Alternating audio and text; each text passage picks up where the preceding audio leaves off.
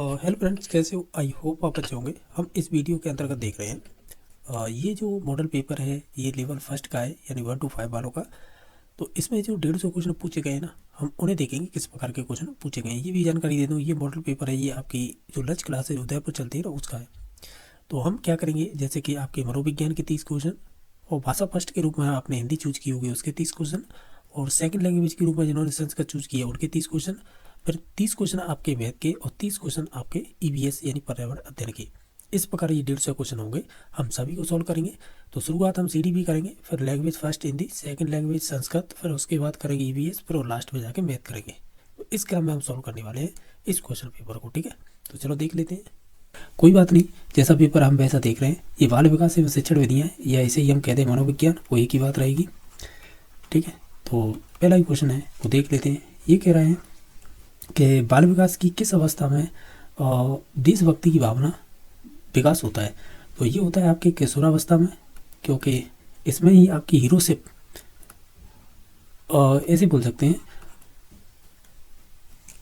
आप, ऐसे बोल सकते हैं कि जैसे पूजा की भावना होती है ना, यानी वीर पूजा की भावना बोलते हैं हीरोशिप, यानी किसी को भी अपना आइडल मान ले, तो उस हिसाब से तो ये किशोरावस्था की एक विशेषता हो जाएगी। अभी नेक्स्ट क्वेश्चन नंबर देख लेते हैं। तो इसका ऑप्शन नंबर डी सही हो जाएगा। क्वेश्चन नंबर आपका सेकंड है। इसमें पूछा है कि अधिगम को अधिक प्रभावशाली बनाने के लिए निम्नलिखित में से कौन सा कार्य करना चाहिए। हमें ये सभी कार्य करने चाहिए। बच्चों को सीखने के लिए तत्पर किया जाना चाहिए। ये तत्परता का नियम है ना, ये थॉर्नडाइक से संबंधित है, ये ध्यान रखना। थॉर्नडाइक के 3 मुख्य नियम है ना, पीटीए के नाम से, यानी प्रभाव का नियम, तत्परता का नियम और अभ्यास का। ये तत्परता यही वाला, ठीक है। क्रिया करके सीखने के, यानी लर्निंग बाई डूइंग पर आधारित होना चाहिए, ये भी बात सही है। और बाकी ये कच्चा का वातावरण है वो शांत रखना चाहिए, ये भी बात सही है। तो उपयुक्त सभी इसका राइट आंसर हो जाएगा। क्वेश्चन नंबर 3 है कि 16 वर्षीय बच्चा है जिनकी बुद्धि लब्धि परीक्षण में 75 अंक प्राप्त करता है, तो उसकी मानसिक आयु कितने वर्ष की होगी। देखो वो बच्चा है कितने वर्ष का है, 16 वर्ष का, और उसे बुद्धि लब्धि यानी IQ है उसकी कितनी दे रखी है, 75 अंक प्राप्त करता है, ठीक है। हालांकि इसे यहाँ पे बुद्धि लब्धि परीक्षण में 75 अंक करता है ना, यहाँ पे इन्हें बुद्धि लब्धि कहना था। कोई बात नहीं, जो दे रखा है हम उसे ही देख लेते हैं। बाकी उसकी मानसिक आयु हमें कितने वर्ष की है ये बताना है।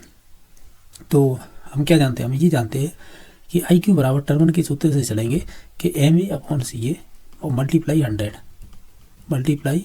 कर देंगे। यानी ऊपर तो होती है मानसिक आयु, ठीक है, और नीचे होती है वो होती है शारीरिक आयु, ठीक है, ये होती है। तो हमें दे रखा है उसे ही रख दीजिएगा। IQ का मान कितना दे रखा है, 75, तो इसे रखेंगे 75। मानसिक आयु कितनी दे रखी है इसमें हमें पूछी है, तो हमें X मान लेते हैं। बाकी जो 16 वर्ष है बच्चे की शारीरिक आयु है, ठीक है, इसे इंग्लिश में क्रोनोलॉजिकल एज बोलते हैं या, ठीक है। तो इसे रख देंगे 16 और मल्टीप्लाई 100, ठीक है। तो ऊपर है X का 100 से गुणा कर लीजिएगा, 75 बराबर 100X बटे 16। इसे काट लीजिएगा 25 से, क्योंकि बराबर संख्या होती है ना, कट जाती हैं। तो 25 चौक 100, तो 4X हो जाएंगी, ये कट जाएगी 3 बार, ठीक है। ये 4 से नीचे की संख्या कट जाएगी 4 बार, तो बचा क्या, 3X/4, और क्रॉस मल्टीप्लाई कर देंगे तो X की वैल्यू आ जाएगी निकल के 12। तो 12 हमने X क्या मानी थी, मानसिक आयु, तो यही तो पूछा था कि मानसिक आयु क्या है, तो हमारी निकल गया ये 12 वर्ष। तो ऑप्शन नंबर बी सही हो जाएगा, ठीक है। हमने किया कुछ नहीं है, जो दे रखा है ना केवल वही इसमें सेट किया है। जो आपका IQ का जो सूत्र होता है टर्मन का, तो IQ बराबर होता है मानसिक आयु बटे शारीरिक आयु गुणा 100।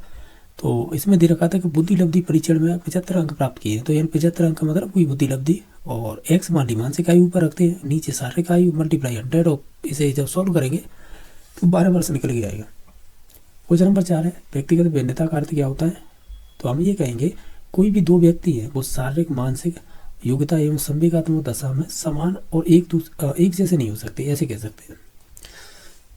यानी हर एक व्यक्ति दूसरे से भिन्न है, तो यही होती है इंडिविजुअल डिफरेंस, ठीक है। तो ऑप्शन नंबर बी सही हो जाएगा।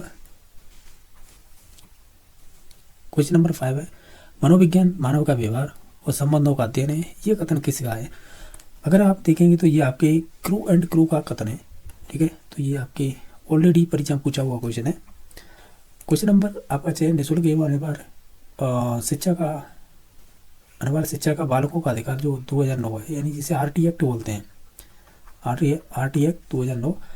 के अंतर्गत किसी भी अध्यापक को निम्न में से किस कार्य के लिए नहीं लगाया जा सकता। ठीक है, तो आप जब कह सकते हैं आर्ट एक्ट पढ़ेंगे तो उसकी धारा नंबर आप पढ़ेंगे कौन सी है, 27। यानी आप ऐसे एक तो 24 है, तो उसमें तो आपके शिक्षक के दायित्व दे रखे हैं कि शिक्षक के क्या क्या दायित्व होते हैं स्कूल में, और धारा नंबर 27 पढ़ेंगे उसमें आपके टीचर के आप एक उनकी ड्यूटी कहाँ कहाँ पर लगा सकते हैं, यानी उनसे क्या कार्य करवा सकती है गवर्नमेंट। पहली बात, 10 वर्ष के पश्चात जो भी जनगणना होगी उसे करवा सकती है उनके थ्रू, आपदा राहत कार्यक्रम में लगा सकती है, चुनाव संबंधी कार्य में लगा सकती है, लेकिन पल्स पूरी कार्यक्रम में नहीं लगा सकती। तो हमें यही तो पूछा था कि किस कार्य में नहीं लगाया जा सकता, तो ऑप्शन नंबर डी सही हो जाएगा। शिक्षण अधिगम प्रक्रिया में शिक्षण कार्य कितना होता है, ये क्या पूछा कि शिक्षण अधिगम प्रक्रिया में शिक्षण कार्य होता है, तो हम ये कहेंगे कला और विज्ञान दोनों माना जाता है, तो ऑप्शन नंबर बी सही हो जाएगा। ठीक है, ये पूछा हुआ क्वेश्चन है। नेक्स्ट है जो ये क्या देखा, चलो नेक्स्ट देख लेते हैं। निम्नलिखित में से कौन सा एक सीखने के प्रकार का एक कारण हुआ, तो ओवरऑल देखें तो ये सभी कारण होंगे। आप या तो मानसिक कमजोरी हो, या कार्य की जटिलता हो, या थकान हो, ये सभी उपरोक्त सभी इसका राइट आंसर हो जाएगा। अब इधर की साइड आते हैं तो और बाकी क्वेश्चन बच रहे हैं, उन्हें भी देख लेते हैं। तो 9 नंबर क्वेश्चन है वो इस प्रकार पूछा है कि निम्न में से कौन सा कथन है जो बुद्धि के संबंध में सत्य है। तो देखिएगा, पहला है कि यह एक व्यक्ति की मानसिक क्षमता होती है, ये बात सही है। यह सामंजस्य और अनुकूलन स्थापित करने में सहायक है, ये भी बात सही है। यह व्यवहार की गुणवत्ता से आगे जाती है, तो ये भी बात सही है। उपरोक्त सभी इसका राइट आंसर हो जाएगा। एनसीएफ 2005 कला शिक्षा को विद्यालय में जोड़ने का उद्देश्य क्या है, यानी जो हमारी कला शिक्षा होती है आपने पढ़ी होंगी, ये पहले चलती थी, शारीरिक शिक्षा, कला शिक्षा और भी चलती थी, 2-3 बुकें चलती थी। तो इनको स्कूल में जोड़ने का क्या कारण है, तो इसका उद्देश्य बताना था। हम ये कहेंगे चाहे तो आपकी सांस्कृतिक विरासत की प्रशंसा करनी हो, या छात्रों की व्यक्ति और सामाजिक स्वास्थ्य को विकसित करना हो, या आपके संगीत, नृत्य और नाटक और छात्रों को आत्मबोध करने के लिए ज्ञानात्मक और सामाजिक विकास में सहायक। तो हम कहेंगे ये सभी चीज़ें सहायक होंगी, तो ऑप्शन नंबर डी सही हो जाएगा। क्वेश्चन नंबर है 11वां, आकर्षक, व्यक्तित्व, अनुशासित, उच्च जिज्ञासा, फिल इन द ब्लैंक्स बालक की विशेषता होती है, यानी कि किन बालकों की विशेषता होती है, तो हम कहेंगे प्रतिभाशाली बालकों की विशेषता होती है। टर्मन कहते हैं जिनकी बुद्धि लब्धि 140 से अधिक होती है, वो प्रतिभाशाली या गिफ्टेड चाइल्ड होते हैं, तो ऑप्शन नंबर बी सही हो जाएगा। क्वेश्चन नंबर 12वां है वो इस प्रकार पूछा है कि नवीन ज्ञान तथा नवीन प्रतिक्रियाओं को अर्जन करने की प्रक्रिया को अधिगम प्रक्रिया कहलाती है, यह कथन किससे संबंधित है, ये आपके बोधवर्थ से संबंधित है, तो ऑप्शन नंबर बी सही हो जाएगा।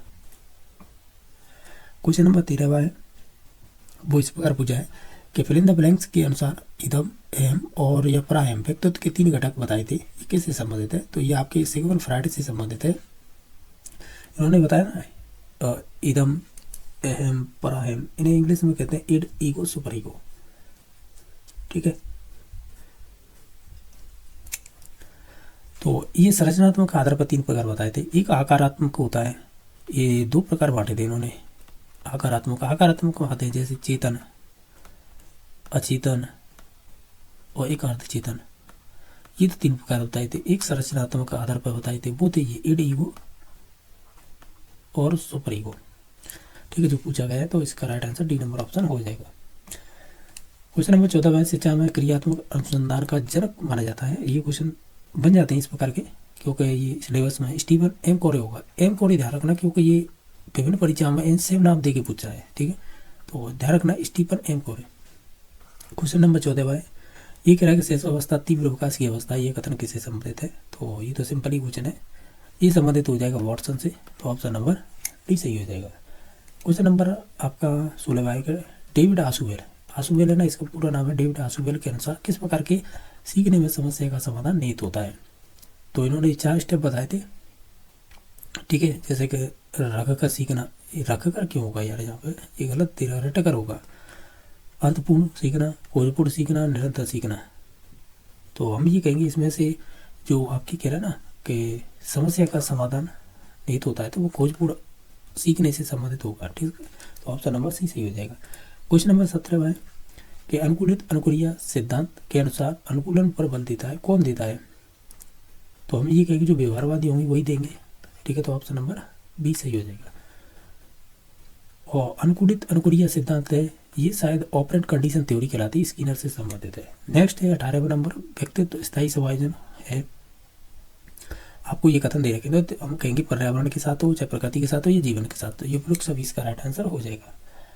क्वेश्चन नंबर 19 है कि मूल प्रवृत्तियों को 14 प्रकार से किसने वर्गीकृत किया था? वो विलियम मैक्डूगल ने किया था, तो ऑप्शन नंबर बी सही हो जाएगा। क्वेश्चन नंबर 20 उपचारात्मक शिक्षण द्वारा होता है, क्या होता है? हम कहीं छात्रों नहीं एक सेकंड, यही हुआ फिर, छात्रों की कमजोरियों का निदान कर उसे दूर करने का शिक्षण करते हैं। ये बात सही है, क्योंकि ये आपकी रीट 2018 में पूछा हुआ क्वेश्चन है, शायद हिंदी की टीचिंग मेथड में पूछा है। ठीक है, नेक्स्ट है 21 नंबर क्वेश्चन, निम्नलिखित में से कौन सी विशेषता एक अच्छी परीक्षण की नहीं है? या अच्छी बोले या उत्तम बोले, वही की बात है। ठीक है, तो हम कहेंगे, अगर आप इन सभी ऑप्शनों को पढ़ेंगे तो हम कहेंगे अच्छा शिक्षण मूल्य आधारित नहीं होता है, तो ये कहना गलत होगा। हमें यही पूछना अच्छे शिक्षण की कह सकते हैं विशेषता नहीं है, तो वो ऑप्शन नंबर सी सही हो जाएगी। क्वेश्चन नंबर आपका 22 वो इस प्रकार पूछा है कि जीन पैजी के अनुसार संज्ञानात्मक विकास की अंतिम अवस्था कौन सी है? तो ये तो सिंपल ही पूछ रही है, अमूर्त सक्रियात्मक हो जाएगी। ठीक है, बाकी उत्तर श्री जो है ना सक्रियात्मक, ये तो कोई अवस्था ही नहीं होती है तो संवेदी, दूसरी इसमें देनी रखी है पूर्व सक्रियात्मक। ठीक है, जिसकी उम्र 2 से 7 होती है। बाकी संवेदी कामक की 0 से 2 वर्ष मान सकते हैं, या जन्म से 2 वर्ष कह सकते हैं। ठीक है, और बाकी मूल सक्रिय 7 से 11 और मूल सक्रियात्मक होगी 11 के बाद। ठीक है, तो इस प्रकार ऑप्शन नंबर इसका भी सही हो जाएगा। क्वेश्चन नंबर 23 है किसी विशेष कार्यक्रम या प्रशिक्षण के प्रभाव का मापन करने के लिए किस प्रकार के परीक्षणों को परिकल्पित किया जा सकता है? ये कह रहा है विशेष कार्यक्रमों और प्रशिक्षण के प्रभावों के मापन के थ्रू है, तो हम ऐसे बोल सकते हैं ये बात कर रहा है कहीं ना कहीं हमारे उपलब्धि परीक्षण की, तो ऑप्शन नंबर सही हो जाएगा। अच्छे मूल्यांकन की विशेषता क्या होती है? तो हम ये कहेंगे अच्छे मूल्यांकन की वैधता हो, विश्वसनीयता हो, वस्तुनिष्ठता हो, व्यापकता हो, तो यही हो जाएगा, तो ऑप्शन नंबर ए सही हो जाएगा। अभिप्रेरणा वर्णित होती है, यानी ये किस प्रकार की है? तो हम कहेंगे ये भावात्मक जागृति से संबंधित होती है। ये रीट लेवल फर्स्ट और 2016 में पूछा हुआ क्वेश्चन है। क्वेश्चन नंबर नेक्स्ट है कि मध्यावधि परीक्षा का एक उदाहरण है। ये जो क्वेश्चन है आपकी रीट लेवल फर्स्ट सितंबर 2021 की जो परीक्षा हुई है ना, उसमें पूछा हुआ क्वेश्चन है, तो ये हो जाएगा आपके रचनात्मक आकलन से। इन्हें बोलते हैं मिड टर्म एग्जाम होते हैं ना, उनकी बात कर रहा है, ये मिड टर्म टेस्ट बोल सकते हैं। ठीक है, तो ये सभी आपके फॉर्मेट में आते हैं, FA वाले होते हैं ना फॉर्मेट असेसमेंट, उसके अंतर्गत आएंगे, तो ऑप्शन नंबर ए सही हो जाएगा। क्वेश्चन नंबर 27 वो इस प्रकार पूछा है कि सृजनशीलता की पहचान हेतु सृजनात्मक चिंतन परीक्षण का निर्माण किया था किसने? वो टॉरेंस हो जाएंगे। ठीक है, उन्होंने स्टेप भी बताए थे, वो भी ध्यान रखने हैं। ठीक है, नेक्स्ट है अब तो होगा 28 नंबर क्वेश्चन, ये पूछा है 28 नंबर। इसमें क्या कह रहा है कि NEP 2020 में उच्च शिक्षा में मल्टी डिसिप्लिनरी शिक्षा की अवधारणा के तहत कितने वर्ष की स्नातक डिग्री का प्रावधान किया गया है? तो हम देखें तो इसमें किया गया है आपके 4 वर्ष, क्योंकि ये अब ये सभी कोर्स है वो इंटीग्रेटेड करती है। ठीक है, तो वो सिस्टम कर दिया है, तो 4 वर्ष हो गया। अब कह रहा है कि इंदिरा प्रियदर्शनी पुरस्कार योजना कक्षा 12 की बालिकाओं को कितनी राशि दी जाती है? तो ये आपके शायद माध्यमिक शिक्षा बोर्ड के द्वारा दी जाती है। ठीक है, नहीं माफी चाहेंगी, इसकी सही जानकारी नहीं है, लेकिन हम रुपये बता देते हैं। इसमें दी जाती है बालिकाओं को करीबन 1 लाख रुपए, और इसके साथ ही एक स्कूटी भी दी जाती है। ठीक है, इकाई 2.5 सैकड़ा 1000 10,000 लाख, सही 1 लाख रुपये और प्लस स्कूटी दी जाती है, तो ऑप्शन नंबर सही हो जाएगा। ठीक है, क्वेश्चन नंबर आपका 30 है वो इस प्रकार है कि मुख्यमंत्री सक्षम बालिकाओं या बालिका योजना बालिकाओं को किस प्रकार की सहायता प्रदान की जाती है? तो हम ये कहेंगे इसमें जो सहायता प्रदान की जाती है वो की जाती है आपको आत्मरक्षा प्रशिक्षण के लिए, तो ऑप्शन नंबर बी सही हो जाएगा। आपका जो नया सिलेबस आया ना, जिसमें आपकी नए टॉपिक जोड़े जैसे NEP 2020, उसमें सब टॉपिक दे रखे हैं कुछ, जिसमें से चक्कर रोल क्या होता है या अन्य चीज़ें दे रखी, तो उनसे संबंधित एक तो ये क्वेश्चन पूछा है, एक ये पूछा है और ये 3 क्वेश्चन पूछ लिए। ठीक है, अभी देख लेते हैं। देखो अब तक हमने जो क्वेश्चन किए हैं वो आपके 1 से लेकर 30 तक क्वेश्चन किए थे, CDP यानी जिसे कहते हैं मनोविज्ञान। अब इससे संबंधित जिन्होंने भाषा फर्स्ट के रूप में हिंदी चूज की है ना, तो वो यहाँ से क्वेश्चन स्टार्ट होंगे। 31 से लेकर 34 तक आपको एक अध्याय दे रखा है, इसी के आधार पर क्वेश्चन होंगे, आंसर देने होंगे। ठीक है, हालांकि मुझे ये गद्यांश ऐसा लग रहा है 2018 में पूछा हुआ है, फिर भी देख लेते हैं प्रैक्टिस के तौर पर। ये कर अनर्थकारी शब्द का अभिप्राय क्या होगा, हम कहेंगे अनिष्ट करने वाला, तो ऑप्शन नंबर डी सही हो जाएगा। शायद 2018 की परीक्षा में पूछा हुआ है ये गद्यांश, ठीक है। क्वेश्चन नंबर है 32, इनमें से कौन सा शब्द पुल्लिंग के रूप में प्रयुक्त हुआ है, तो देखो अभिमान होगा, ठीक है, ये आपका पुल्लिंग है, ठीक है, और बाकी सभी थे वो क्या कौन थे, ये सभी स्त्रीलिंग थे, ठीक है, ऐसे कह सकते हैं।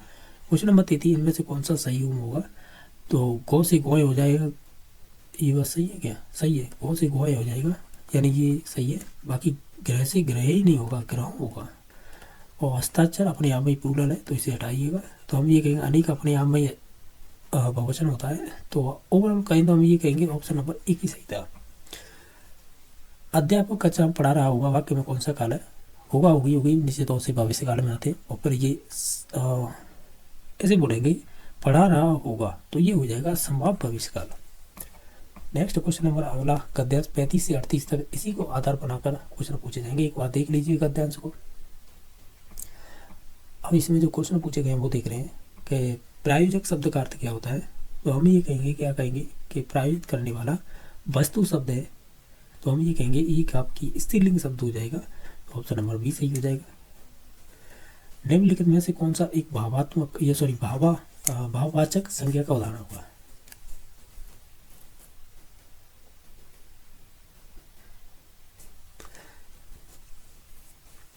देखो अगर आप देखें तो इसमें एक भाववाचक संज्ञा का उदाहरण पूछा है, ठीक है, तो इसमें तो देखिएगा जो आपके प्रेरित है ना, ये हो जाएगा,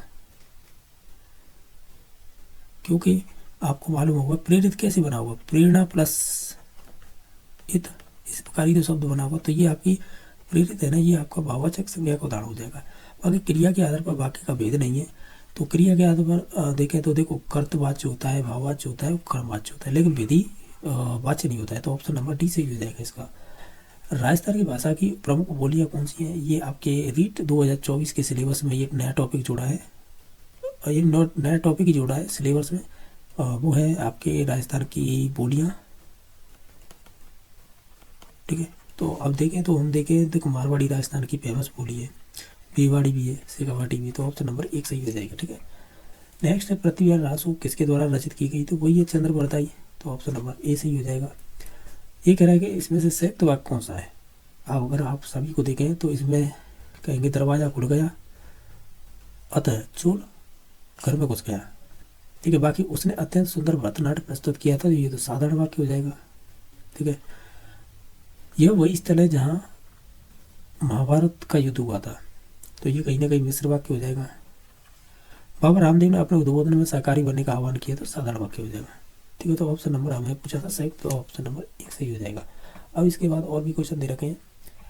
क्वेश्चन नंबर 42 देखिएगा, ये क्या कह रहा है, ये कह रहा है कि बहुत सीधा होने से काम नहीं चलता, अर्थ के लिए उपयुक्त लोकांगति कौन सी होगी, तो हम ये कहेंगे क्या कहेंगे कि सीधी मूड़ी से घी नहीं निकलता, तो सही हो जाएगा ऑप्शन।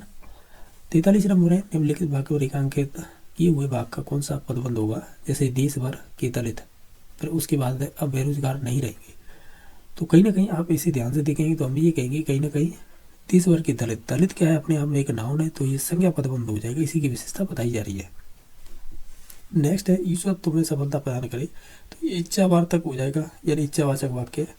अर्थ के आधार पर जब हम 8 वाक्य पढ़ते हैं तो उन्हीं में आता है ये, और ठीक है, ये 2018 की रीट में पूछा हुआ क्वेश्चन है शायद ये वाला, ठीक है। नेक्स्ट है द्वंद्व समास, जिसमें दोनों पद प्रधान हो, नर और नारी हो जाएगा, ऑप्शन नंबर सी सही हो जाएगा। बच्चों के स्कूल की भाषा और घर एवं पड़ोस की भाषा में फिल इन द ब्लैंक्स होनी चाहिए, तो हम ये कहेंगे क्या होनी चाहिए, समरसता होनी चाहिए। क्वेश्चन नंबर 47 है, ये पूछा है कि लिखना एवं पढ़ना सिखाने के संदर्भ में कौन सा कथन सबसे उपयुक्त रहेगा, तो हम ये कहेंगे कि लिखना और पढ़ना सिखाना समान रूप से अंतर संबंधित होते हैं, क्योंकि जब हम LSRW करते हैं ना, तो ये आपस में अंतर संबंधित होते हैं कि पहले सुनेंगे, फिर बोलेंगे, फिर पढ़ेंगे, फिर तब लिखेंगे, तो इस प्रकार। क्वेश्चन नंबर 48 है लेखन शिक्षण की प्रमुख विधि नहीं है, देखो जैकटॉट तो है, एस्ट्रोलॉजी भी है, मोंटेसरी भी है, लेकिन आपकी व्याख्यान विधि नहीं होगी, क्योंकि व्याख्यान तो आपकी मौखिक से संबंधित होती है, ठीक है, और बड़ी कक्षाओं में उपयोगी होती है, और ये अमनोवैज्ञानिक विधि मानी जाती है, तो ऑप्शन नंबर डी सही हो जाएगा। क्वेश्चन नंबर 49 है, अभिव्यक्ति की दृष्टि से भाषा कौशल का आरोही क्रम क्या होगा। अभिव्यक्ति की दृष्टि से पूछा है, ठीक है, चाहे तो ये अभिव्यक्ति से पूछे चाहे किसी से भी पूछे, हम शुरुआत में कहेंगे सुनेंगे और बोलेंगे और पढ़ेंगे लिखेंगे, यही स्वाभाविक क्रम होता है या मनोवैज्ञानिक क्रम। सतत आकलन का उद्देश्य क्या होना चाहिए या यह जाना जाता है, ऐसे कह रहा है ये, सतत आकलन का उद्देश्य यह जानना है कि क्या जानना है, बच्चे कैसे सीखते हैं, ये सीटेट का पूछा हुआ क्वेश्चन है। ये कहीं गृह कार्य का मुख्य उद्देश्य होता है, ये रीड 2018 का क्वेश्चन है, तो इसमें हम ये कहेंगे पढ़ाई के पाठ को दोहराने की अवसर देना। इसके बाद है आपका नेक्स्ट क्वेश्चन नंबर है कि उच्च प्राथमिक स्तर पर हिंदी भाषा की पाठ्य पुस्तक का निर्माण करते हुए आपके लिए सबसे कम महत्वपूर्ण क्या होगा। अगर हम इन सभी सिलेबसों को सिलेबस क्या है ऑप्शनों को देखेंगे तो हम इस पर जाएंगे डी नंबर पर, समस्त व्याकरणिक बिंदुओं का समावेश है, तो ऑप्शन नंबर डी सही हो जाएगा। 53 नंबर क्वेश्चन इस प्रकार है कि लिखाने से पूर्व बालकों को चित्रकला सिखाना चाहिए क्योंकि अक्षर भी चित्र है, ये महात्मा गांधी का स्टेटमेंट है और ये रीट 2018 में पूछा हुआ क्वेश्चन है। नासिरा पढ़ाते समय अनेक बार अटकती है, उसे पढ़ने में कठिनाई होती है, उसकी समस्या मुख्यतः फिल इन द ब्लैंक से संबंधित है। पढ़ते समय अनेक बार अटकती है, ये पढ़ने से हमारी डिसेबिलिटी होती है, उसे क्या कहते हैं, उसे हम कहते हैं डिसलेक्सिया, तो ऑप्शन नंबर सी सही हो जाएगा। बाकी डिस्क्राफिया तो लेखन संबंधी होती है। बच्चों के लिए बाल साहित्य के चयन का मुख्य आधार क्या होना चाहिए, तो हम ये कहेंगे जो भी रोचक विषय वस्तु वही हो जाएगा, ऑप्शन नंबर बी। संविधान की 8वीं अनुसूची में कितनी प्रादेशिक भाषाओं का उल्लेख है, 22 भाषाओं का। क्वेश्चन नंबर 57 है कि इसमें पूछा है निम्नलिखित में से कौन सा शिक्षण का सिद्धांत नहीं है, तो नियोजन का है, रुचि का है, आवृत्ति का है, लेकिन मेंटल का नहीं। मेंटल तो एक आपके हेरिडिटी के फादर कहलाते हैं, आनुवंशिकता के जनक, तो मेंटल अलग चीज़ है, वो साइंस की बात होगी, ये शिक्षण की बात हो रही है, तो इसका ऑप्शन नंबर ए सही होगा। निम्नलिखित में से कौन सा पाठ्य पुस्तक का बाह्य गुण होगा। देखो हम अगर बाह्य गुण एक दिन मैंने बताए थे, तो इनमें आते हैं आपके जैसे मुद्रण, यानी जो मूल्य लिखा होता है ना, छपाई टाइप ये वाली दे रखी है, तो मुद्रण का मतलब जैसे लिखा रहता है ना RS ये 140 रुपये की है, तो उस हिसाब से है, तो ये बाह्य होता है। बाकी जो विषय वस्तु से संबंधित, मौलिकता और जीवन से संबंधित, ये इसके आंतरिक गुण हो जाएंगे, ठीक है। बाकी है 59 नंबर, कौन सा एक कारक हिंदी भाषा शिक्षण के लिए चुनौती नहीं है। अगर आप इन सभी ऑप्शनों को देखेंगे तो बोर्ड के लिए, देश में राजनीति, ये वाला है आपके हिंदी शिक्षण भाषा शिक्षा के लिए चुनौती नहीं होगा। निम्न में से कौन सा कथन है मूल्यांकन के महत्व के बारे में गलत है। अगर आप इन सभी ऑप्शनों को देखेंगे तो हम कहेंगे मूल्यांकन सतत प्रक्रिया है, ऐसे बोल सकते हैं, तो ऑप्शन नंबर डी सही हो जाएगा। इस प्रकार हमने 31 से लेकर और जो आपके 60 तक है, जो भाषा फर्स्ट के रूप में चूज करेंगे हिंदी, उनसे संबंधित किए हैं, ठीक है। अब इसके बाद है जिन्होंने भाषा सेकंड के रूप में संस्कृत ली होगी, हम उन्हें करेंगे। यहाँ पे देख पा रहे होंगे जिन्होंने भाषा सेकंड के रूप में संस्कृत चूज की है, तो उनसे संबंधित यहाँ पर क्वेश्चन दे रखे हैं, तो आप एक बार ध्यान से देख लीजिएगा। इसमें पहली बात है कि आपको एक अध्याय दिया गया है और 61 से लेकर 65 तक आपको प्रश्न होंगे, वो आपको इसी अध्याय से आधारित होंगे। तो क्वेश्चन स्टार्ट करते हैं। 61 नंबर अब ये पूछा है, ये कह रहा है देश रक्षाई अश्विन पदे विभक्ति, तो इसमें कौन सी विभक्ति होगी, तो ये चतुर्थी विभक्ति होगी। क्वेश्चन नंबर 62 है, वो इस प्रकार पूछा है आपसे, ये कह रहा है प्रडम्ब्या यानी प्रडम्ब्या इत्यर्थ का प्रत्यय, यानी प्रडम्ब्या में कौन सा प्रत्यय है, तो हम ये कहेंगे इसमें लय प्रत्यय है, ठीक है, तो ऑप्शन नंबर डी सही हो जाएगा। कुर्वन्ती पद यानी कुर्वन्ती पदे का धातु, यानी कुर्वन्ती में कौन सा धातु है, तो हम ये कहेंगे इसमें क्र धातु है। 64 नंबर क्वेश्चन है आत्मोत्सर्ग संधि विच्छेद कुर्ता, यानी आत्मोत्सर्ग है पर कौन सी संधि होगी ये बताना है। अगर आप देखें तो इसमें हो जाएगी आत्म उत्सर्ग, ऊ का वो हो जाएगा, तो ये गुण संधि हो जाएगी। ये कह रहा है पंचगंगम अत्र समास अस्ति, यानी पंचगंगम में कौन सा समास होगा। अगर आप देखेंगे तो इसमें हो जाएगा आपका हालांकि जो भी संख्यावाची आते हैं ना संस्कृत में, तो मोस्टली है जैसे पंचगंगम या अन्य कोई है, तो वो सभी अभी भाव में चले जाते हैं, तो ऑप्शन नंबर बी सही हो जाएगा। क्वेश्चन नंबर आपका नेक्स्ट है, एक आपको पद्यांश दे रखा है और 66 से लेकर 69 तक क्वेश्चन इसी से संबंधित होंगे, तो एक बार देख लीजिएगा। श्लोक में छंद कौन सा है आप वर्ण गिन लीजिएगा, उस वर्णों को गिनेंगे तो आपको मालूम होगा 1 2 3 4 5 6 7 8 9 10 11, तो ये उपजाति हो जाएगा, ठीक है। अब इसमें इंद्रवज्जा और यानी इंद्रवज्जा उपजाति में जब अंतर करना हो तो हम ये भी देखते हैं, क्या देखते हैं कि इसमें जो शुरुआत का वर्ण छोटे से स्टार्ट हुआ या बड़े से, ये भी देखा जाता है, ये भी ध्यान रखना है। नेक्स्ट नर्तनम इतस्य को प्रकृति प्रत्यय, यानी जो नर्तनम है इसमें आपको प्रत्यय बताना है कौन सा होगा, तो आप देख रहे होंगे, तो इसमें हो जाएगा नृत्य तो धातु होगी और लिट प्रत्यय होगा, ऑप्शन नंबर बी सही हो जाएगा। ये कह रहा है तन्नर्तनम इतस का संधि, इसमें कौन सी संधि होगी, अगर आप देखेंगे तो इसमें हो जाएगी अनुनासिक संधि, तो ऑप्शन नंबर डी सही हो जाएगा। मधुर है शब्द से अस्थि, मधुर शब्द क्या है, तो हम ये कहेंगे ये एक आपका अकारांत पुल्लिंग हो जाएगा, ऑप्शन नंबर ए सही हो जाएगा। क्वेश्चन नंबर आपका 70 है, जो क्वेश्चन बना है जैसा देख पा रहे होंगे, 19 संख्या या कृत उचित पदम नास्ति, 19 के लिए कौन सी ऐसी संख्या है जो उचित नहीं है। 9 10 माने 19 होता है, ऊनविंशति माने भी 19 होता है, एकोनविंशति माने 21 होता है, और एक विंशति या तो ये 20 होगा या 21 होगा, मैं कन्फर्म नहीं हूँ, लेकिन इसका राइट आंसर सी भी होगा और डी भी होगा, यानी ये दोनों ही 19 नहीं है, ऐसे बोल सकते हैं, तो सी और डी इसके राइट आंसर हो जाएंगे। अब 71 नंबर में पूछा है आपसे कि इसमें से वाच्य परिवर्तन कुर्ता कि पुत्र जनक सेवती क्रमवाच्य भवती, इन भवती क्रमवाच्य में चेंज करना है, तो पुत्र का हो जाएगा, अगर इसे देखें तो पुत्रीण, ठीक है, तृतीय हो जाएगा, क्योंकि कर्ता होता है जो, जैसे यहाँ पे पुत्र था तो ये एक वचन था पुत्र, और यहाँ पे तृतीय विभक्ति हो जाती है इसमें, तो ये हो जाएगा पुत्रीण जनक सीव्यति, तो ऑप्शन नंबर बी सही हो जाएगा। यह का वर्ण उच्चार स्थान क्या होगा, तो हम जानते हैं इसका क्या होगा, तालु होगा, क्योंकि ऋतु सनाम मुर्दा तो तालु होता है। एक है नमो भगवंतम वासुदेव, उपयुक्त वाक्य से शुद्ध रूपम अस्ति, इसका शुद्ध वाक्य रूप करना है हमें, तो ये हो जाएगा नमो भगवती वासुदेवाय, ठीक है, तो ऑप्शन नंबर डी सही हो जाएगा। तो हम फिल इन द ब्लैंक्स ग्राम कमिश्य सी, तो हम कहेंगे इसमें अगर द्वितीय विभक्ति है तो हम ये बोलते हैं, क्या बोलते हैं, तो हम कदा ग्राम कमिश्य सी, यानी आप ऐसे बोल सकते हैं,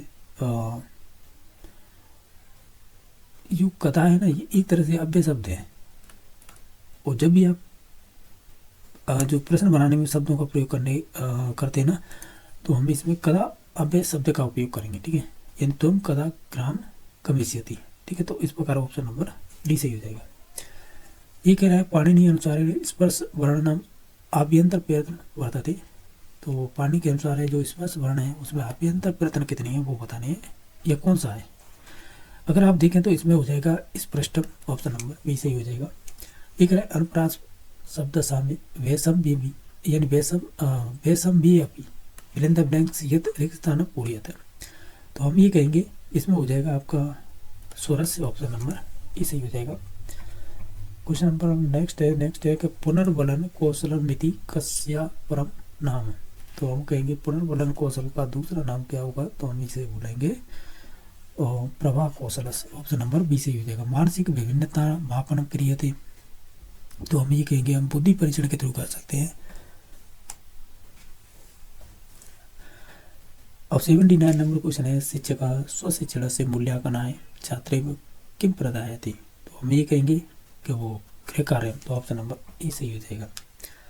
क्वेश्चन नंबर नेक्स्ट है कि ये कह रहा है कि प्रोफेसर वीपी बोकेल महोदय संस्कृत शिक्षण कस्य विधि प्रयोग करता, इन संस्कृत जो आपके वीपी बोकेल महोदय हैं उन्होंने संस्कृत शिक्षण में किस विधि का प्रयोग करते हैं, हम ये कहेंगे इसमें से संबंधित हो जाएगी आपकी प्रत्यक्ष विधि, जिसे डायरेक्ट मेथड बोलते हैं, प्राथमिक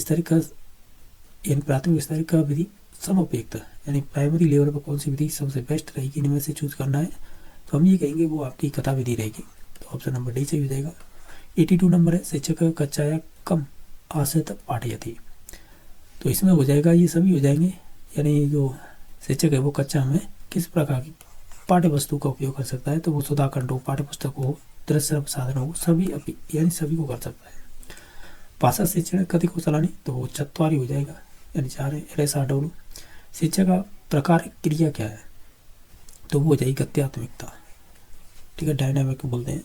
मूल्यांकन कति विधा, मूल्यांकन के कितने विध हैं, तो वो हो जाएंगे 2 विधम, हालांकि इसमें बड़ा कन्फ्यूजन है, कभी कभी संस्कृत में ये डिलीट भी करती है क्वेश्चन, लेकिन फिर भी 2 ही माने जाते हैं। क्वेश्चन नंबर नेक्स्ट है शरीर माध्यम फिलिंग द ब्लैंक्स धर्म साधनम सूक्ति पूरी आती है। इस प्रकार आपको ये सूक्ति पूरी करनी है तो वो खलु हो जाएगा इसमें फिलिंग द ब्लैंक्स में। शिक्षा क्षेत्र उपचार इति शब्द को अर्थ, शिक्षा के क्षेत्र में उपचार का क्या अर्थ है? अगर ऊपर हम देखें तो हम ये कहेंगे ये आपके सर्वविध दोषाणाम निराकरण, सभी दोषों को दूर करने वाला निराकरण यही होता है शिक्षा क्षेत्र में। नेक्स्ट है कि वाक रूपम भाव प्रकटम किम, तो हम ये कहेंगे ये भाषण के थ्रू कर सकते हैं, तो ऑप्शन नंबर 20 सही हो जाएगा। क्वेश्चन नंबर आपका नेक्स्ट है, इसमें पूछा है आपसे कि पाठ्य योजना ना आविर्भाव अवता, यानी जो पाठ्य योजना का आविर्भाव कहाँ से हुआ है? तो ये आपके हुआ है गेस्टोल मनोविज्ञान के थ्रू, ठीक है, तो ऑप्शन नंबर टी सही हो जाएगा। जो साइकोलॉजी में चलते हैं ना वही है ये। क्वेश्चन नंबर नेक्स्ट है कि शिक्षण से सामान्यतः सिद्धांत नास्ति, यानी शिक्षण का सामान्य सिद्धांत इनमें से कौन सा नहीं है, ये चूज करना है, तो वो हो जाएगा आपका लिंग भेदस्य सिद्धांत। इस प्रकार का कोई भी सिद्धांत नहीं है। तो इस प्रकार हमने अब तक जो 61 से लेकर और जो 90 तक क्वेश्चन किए, ये 121 नंबर है, ये आपके EVS यानी पर्यावरण अध्ययन से क्वेश्चन बना है। क्वेश्चन इस प्रकार है कि वह परिवार जिसमें पति पत्नी एवं उनके अविवाहित आश्रित बच्चे शामिल हों उसे यानी उसको कहते हैं, यानी उस परिवार को क्या कहेंगे? तो हम उसे एकल परिवार कहेंगे, तो ऑप्शन नंबर 1 सही हो जाएगा। क्वेश्चन नंबर 122 है, जो चीड़ का पोमचा किस क्षेत्र में प्रसिद्ध है जिसे विधवा महिलाएं द्वारा उड़ा जाता है? तो चीड़ का पोमचा है ये आपका संबंधित हो जाएगा हाड़ौती क्षेत्र से, ठीक है। और बाकी बात करें एक और होते हैं, जैसे पोमचा के प्रकार होते हैं, जैसे कि पीला पोमचा, एक सुना होगा नाम आपने। तो पीला पोमचा है ना, ये संबंधित होता है आपके जैसे पुत्र प्राप्ति के समय उड़ाई जाने वाला, ऐसे बोल सकते हैं, ठीक है, यानी वस्त्र। और एक होता है गुलाबी पोमचा, तो जो गुलाबी वाला पोमचा है ना, ये संबंधित होता है पुत्र प्राप्ति पर होने पर प्रसूता, यानी जो प्रसूता होती है ना उसके द्वारा उड़े जाने वाला वस्त्र, ठीक है। और बाकी ये हमने बात कर ली थी, चीड़ का पोमचा ये तो हाड़ौती क्षेत्र से संबंधित हो जाएगा, ठीक है। पीला बता दिया है, गुलाबी भी बता दिया है। हालांकि जो पीला पोमचा है ये जयपुर का फेमस है, ठीक है। नेक्स्ट देख लेते हैं, इसमें से सियालू या साबड़ू फसल क्या है? ये राजस्थानी शब्द है, तो हम ये कहेंगे, क्या कहेंगे कि अगर इन ऑप्शनों को ध्यान से देखें तो ऑप्शन नंबर बी सही हो जाएगा। सियालू या साबड़ू फसल है वो बाजरे से संबंधित है, तो ऑप्शन नंबर बी सही हो जाएगा। यानी ऐसे बोल सकते हैं खरीफ की फसल है एक तरह से। और नेक्स्ट क्वेश्चन नंबर देख लेते हैं, ये टंगस्टन के खनन के लिए प्रसिद्ध है, राजस्थान में ये सभी क्षेत्र नाम दे रखे हैं, तो हम ये कहेंगे कि ये संबंधित होगी डेगाना नागौर से। एक चीज़ और, टंगस्टन में ये किसके द्वारा प्रदर्शित किया जाता है? ये W के थ्रू प्रदर्शित किया जाता है। जो आवर्त सारणी पढ़ेंगे ना, आवर्त सारणी पीरियोडिक टेबल, उसमें दे रखा है। राजस्थान का जिब्राल्टर किस ध्रुव को कहा जाता है? तो ये कहा जाता है आपके अजमेर ध्रुव को, या अजमेर बोल देते हैं, तो ये अजमेर में स्थित है। और इसका निर्माण है 1113 की समथिंग है। किसने करवाया था? 1113 ईस्वी में ये करवाया था अजय राज चौहान ने, ठीक है। नेक्स्ट है कि जयपुर में स्थित हवा महल का निर्माण किसने करवाया था? तो ये जो निर्माण करवाया था आपके कह सकते हैं सवाई प्रताप सिंह ने। वो कब करवाया था? ये करवाया था 1700 करीबन 99 ईस्वी के समथिंग। ये कह रहा है कजली तिल महोत्सव राजस्थान के किस जिले में मनाई जाती है? ये बूंदी की फेमस है, तो ऑप्शन नंबर बी सही हो जाएगा।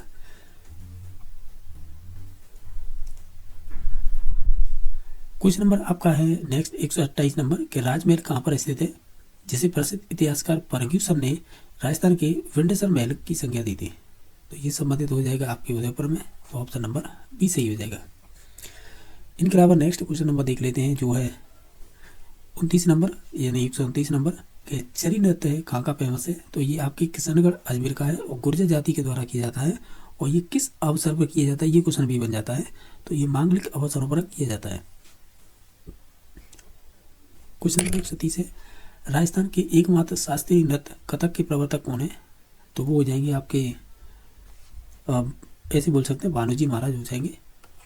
और जो आपका कथक नृत्य है ये आपके राजघराने से संबंधित है, और ये भी घराना कौन सा? जयपुर वाला। क्वेश्चन नंबर नेक्स्ट है कि राष्ट्रीय बाल दिवस कब मनाया जाता है? तो ओवरऑल देखें तो हम इन ऑप्शनों को 14 नवंबर को मनाया जाता है। इसी दिन हमारे जो PM रहे हैं पूर्व पंडित जवाहरलाल नेहरू, उन्हीं के जन्म दिवस पर मनाया जाता है। शरीर का सबसे कठोरतम भाग कौन सा होगा? हम कहेंगे इनेमल होगा, जो हमारे दांतों से संबंधित होता है। आपको इनमें से असुविधित युग चूज करना है। एक तरफ खनिज दे रखा है, दूसरी तरफ उनके क्षेत्र दे रखे, तो मिलान करने हैं। तो देखो लोहा है ऐसा, ये आपकी मोरिजा या बानोला जयपुर से फेमस है, यानी उन्हीं क्षेत्रों से संबंधित है। सीसा जस्ता है जी राजपुरा दरीबा उदयपुर से फेमस है। रॉक फॉस्फेट है, ये आपकी मोरा डूंगर करौली से संबंधित नहीं होगा, यही ऑप्शन गलत हो जाएगा। क्योंकि जब भी हम रॉक फॉस्फेट का नाम लेते हैं ना, तो आपके जहन में यही आएगा कि एक तो झामर कोटला का नाम आता है, और इसके अलावा एक और आता है कार्बेरिया और डापन। ये 3-4 क्षेत्र हैं जहाँ पर रॉक फॉस्फेट सर्वाधिक मिलता है। बाकी जिप्सम है वो जामसर बीकानेर में मिलता है। तो इस प्रकार जो गलत था वो हो जाएगा C number option. Question number आपका 134 है, ढोला मारू नामक प्रमुख चित्र निम्नलिखित में से किस शैली का है?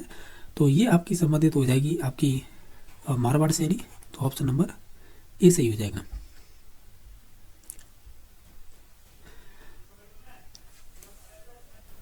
क्वेश्चन नंबर 135 है, इसमें पूछ रहा नादड़ा है, क्या है ये?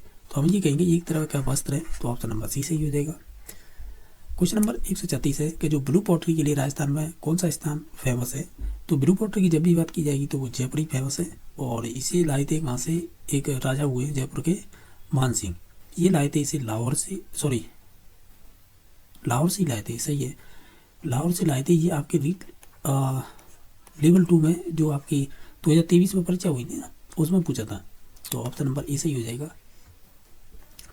ध्यान रखना ये तो ब्लू पॉटरी है। एक आती है आपकी ब्लू पॉटरी के बारे में ये क्वेश्चन पूछा जाता है कि राजस्थान में जो एक कृपाल सिंह शेखावत हैं, जिन्हें 1783 में क्या मिला था? उन्हें मिला था पद्मश्री अवार्ड, इन्हीं के थ्रू, ठीक है। तो ऑप्शन नंबर हालांकि इसका एक सही हो जाएगा। ये भी क्वेश्चन बनता है कि इसे लेकर कौन आया था जयपुर में? तो लाहौर से लेके आए थे आपके मान सिंह। तो ऑप्शन नंबर एक ही सही हो जाएगा। नेक्स्ट है, निम्नलिखित में से धूमिल तेंदुआ का आश्रय स्थल कहाँ पे है? तो इनका आश्रय स्थल हो जाएगा त्रिपुरा में। निम्नलिखित में से हिमालय पर्वतीय क्षेत्र में पाई जाने वाली स्थानांतरित कृषि को क्या कहते हैं? हम उसे कहते हैं खिल, ठीक है। बाकी देप्पा है, ये तो आपकी संबंधित हो जाएगी छत्तीसगढ़ और आपके अंडमान से, ठीक है, छत्तीसगढ़ अंडमान से। पामलू है, ये संबंधित हो जाएगी मणिपुर से। पांडु है, ये संबंधित हो जाएगी एपी यानी आंध्र प्रदेश और उड़ीसा, तो इन दोनों से संबंधित हो जाएगी। इसका राइट आंसर खिलता जो हमने देखा था 138 नंबर। क्वेश्चन नंबर 139 है कि कल्ला जी निम्नलिखित में किसके अवतार माने जाते हैं? तो कल्ला जी राठौड़ है, इनका जन्म नागौर में हुआ था, और ये माने जाते हैं आपके शेषनाग, ठीक है, शेषनाग के अवतार माने जाते हैं।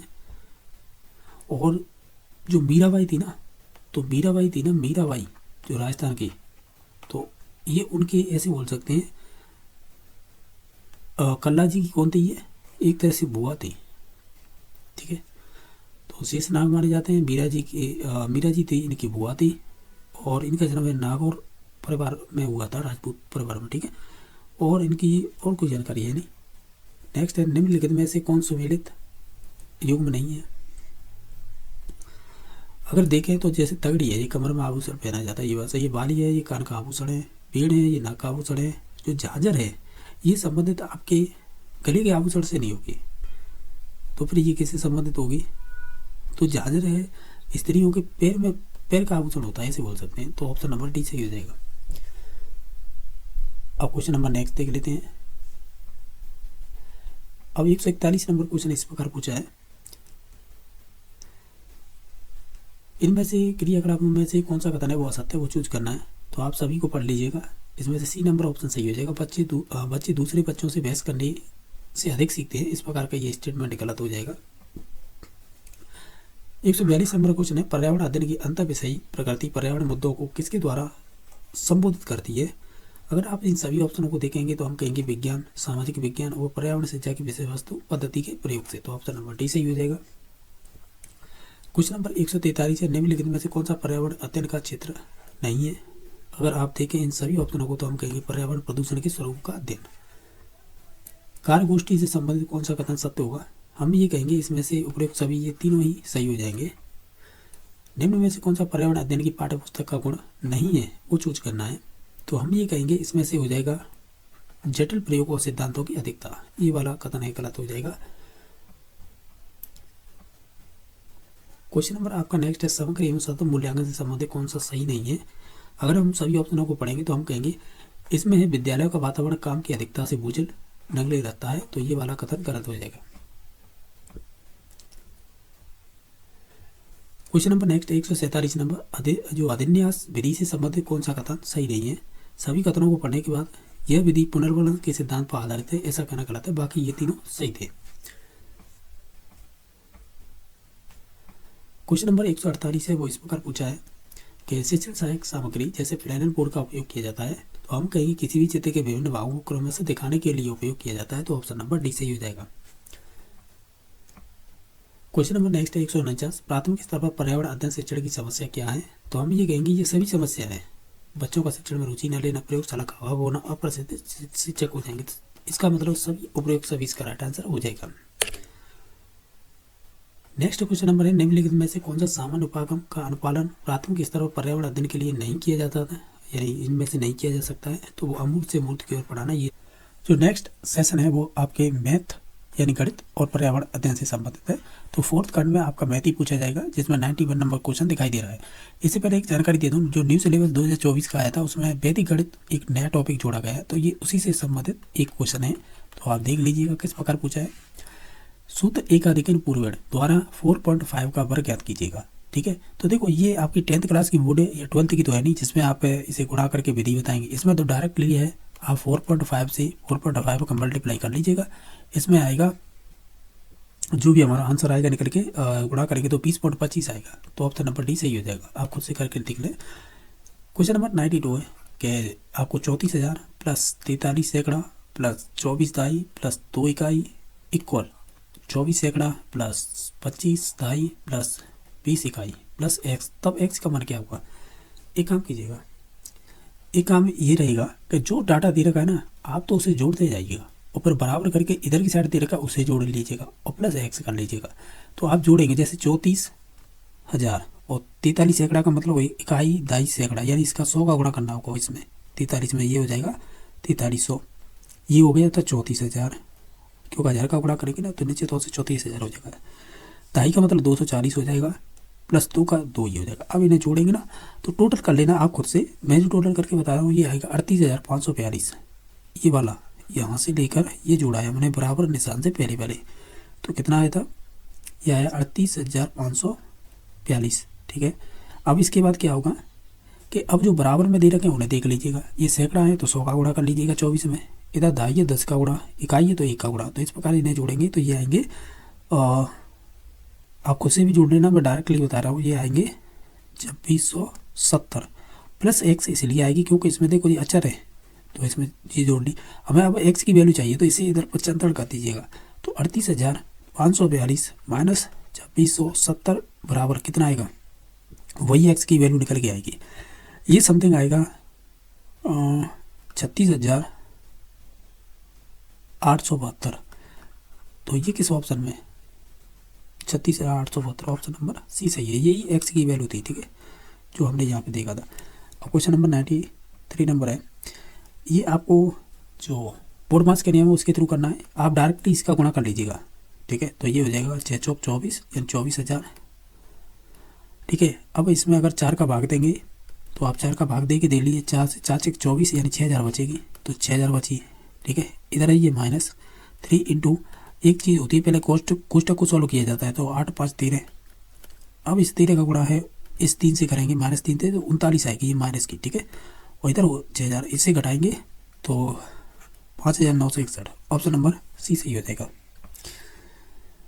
क्वेश्चन नंबर ये, विक्रम के पास 1 रुपये और 2 रुपये के सिक्के हैं, उसके पास कुल 20 सिक्के हैं, लेकिन उनकी राशि करेगा तो 25 हो जाती है। तो बताइए 1 रुपये और 2 रुपये के सिक्कों की संख्या कितनी होगी।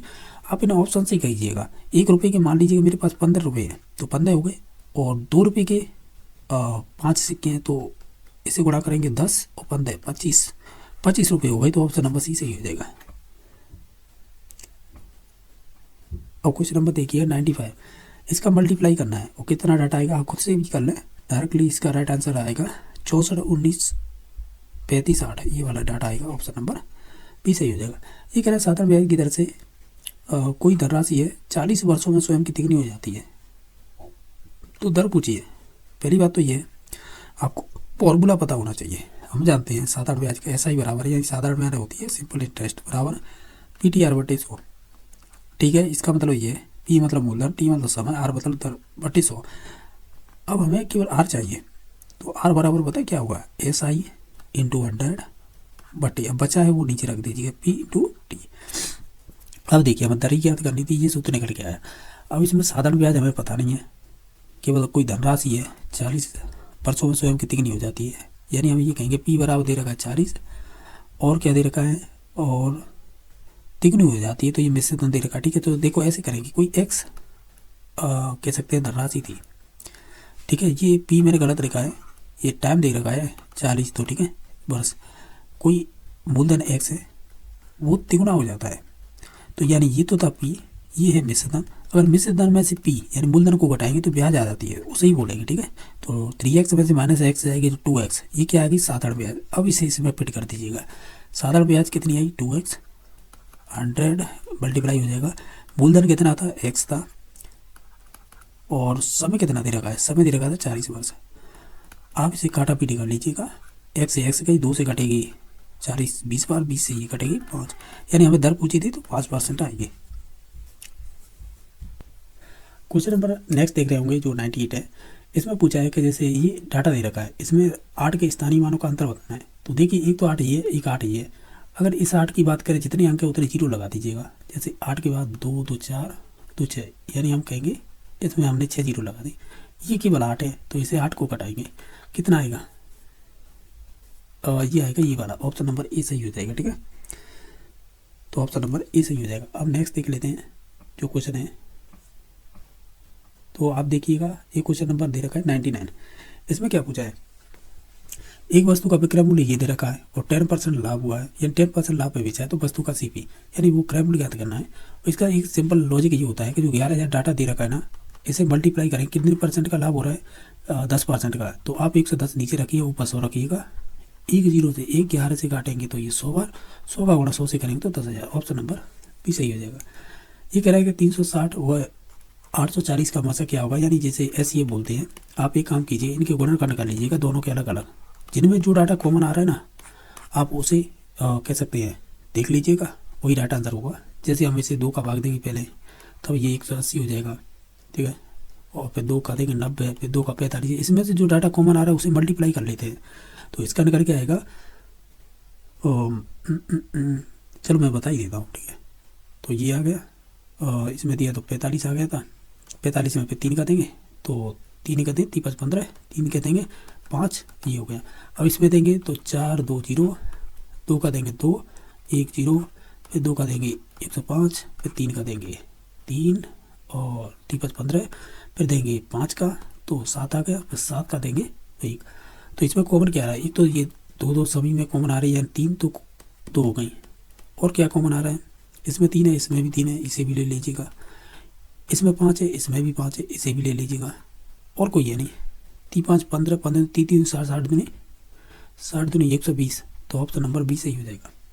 ठीक है, नेक्स्ट देख लेते हैं। ये कह रहा है कि एक कक्षा में 40 छात्रों द्वारा प्राप्त अंकों का औसत 86 है।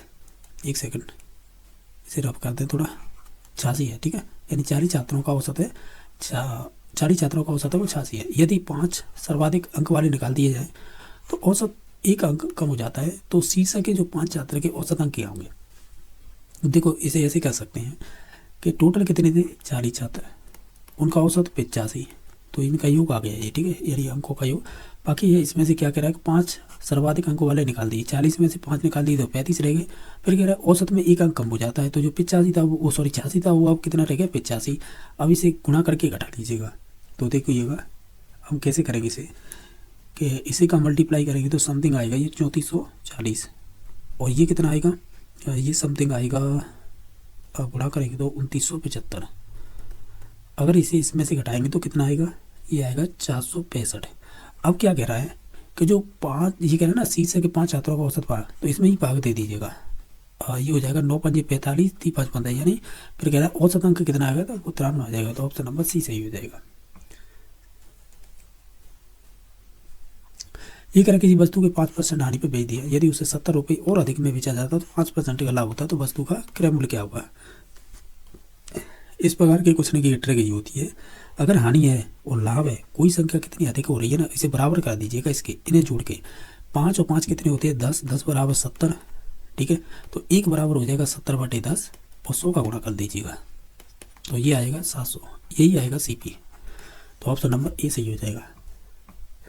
ये कह रहा है कि 1500 रुपये की 9% की दर से 10 माह का साधारण ब्याज क्या होगा, तो ऐसा ही बराबर पूछा है। तो हम जानते हैं PTR/100 होता है, ठीक है। तो इसमें P दे रखा है 1500, ठीक है, और R दे रखा है 9%, और जो समय दे रखा है वो माह में दे रखा है। तो इसे वर्ष करेंगे तो 12 का जो 10 माह है ना, इसमें 12 का भाग देंगे तो वर्ष हो जाएगी, और बाकी 100 तो नीचे रखेंगे।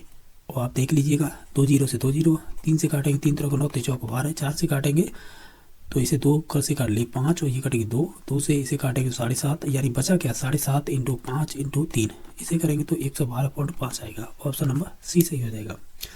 2 बिंदुओं के मध्य में कितने रेखाखंड बनाए जा सकते हैं, केवल एक, ये वाला है, केवल एक ही बनेगा। अब क्वेश्चन नंबर नेक्स्ट देख लेते हैं।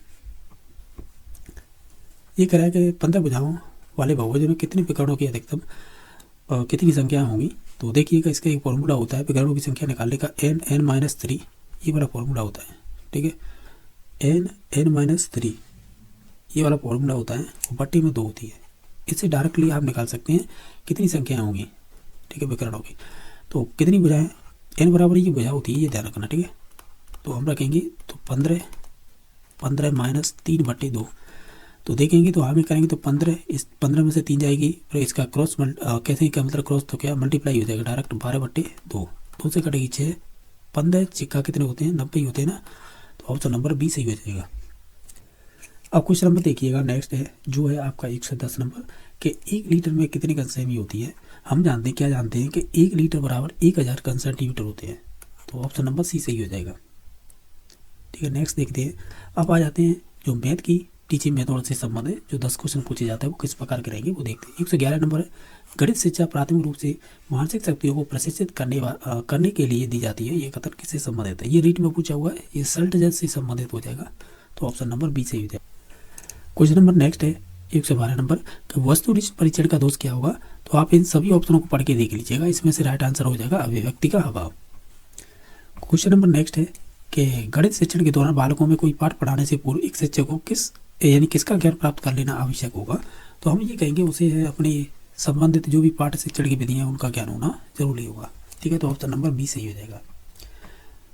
क्वेश्चन नंबर 114 है, वो इस प्रकार पूछा है आपसे कि गणित शिक्षण की समस्या को दूर करने के लिए एक अध्यापक के रूप में आपको निम्न में से कौन सी क्रिया अपनानी चाहिए। अगर ओवरऑल सभी ऑप्शनों को पढ़ेंगे तो हम कहीं निरंतर व्यवस्थित अभ्यास करवाई जाए।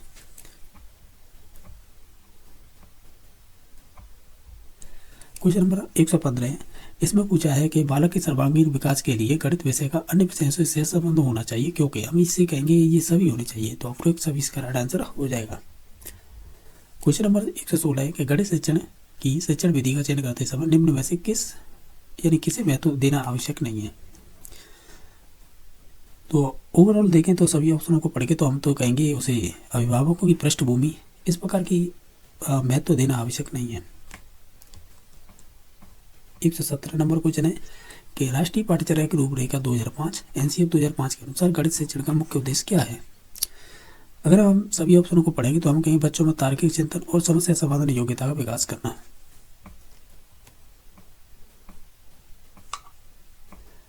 क्वेश्चन नंबर 118 है, वो इस प्रकार पूछा है कि निम्न में से गणित विषय में गृह कार्य का महत्व नहीं है। अगर ओवरऑल सभी ऑप्शनों को पढ़ेंगे तो हम कहेंगे उपयुक्त सभी हो जाएंगे, ये तीनों ही। गणित की बहुत शाखा जो संख्यात्मक आंकड़ों को एकत्र करने, वर्गीकृत करने, परस्पर तुलना करने, सारणीबद्ध करने से संबंधित हैं। तो ये किससे संबंधित हैं। तो हम ये कहेंगे ये आपके सांख्यिकी से संबंधित है। अध्यापन कार्य करवाते समय शिक्षक को निम्न में से किस पहलू पर सर्वाधिक ध्यान देना चाहिए। तो ओवरऑल देखें सभी कथनों को पढ़कर तो हम कहेंगे व्यक्तिगत विभिन्नता पर ज़्यादा ध्यान देना चाहिए। इस प्रकार हमने 1 से लेकर वो जो आपके 150 एंड 150 तक क्वेश्चन किए हैं। अगर किसी क्वेश्चन को लेकर डाउट है तो कमेंट में बता देना। बाकी वीडियो देखने के लिए धन्यवाद।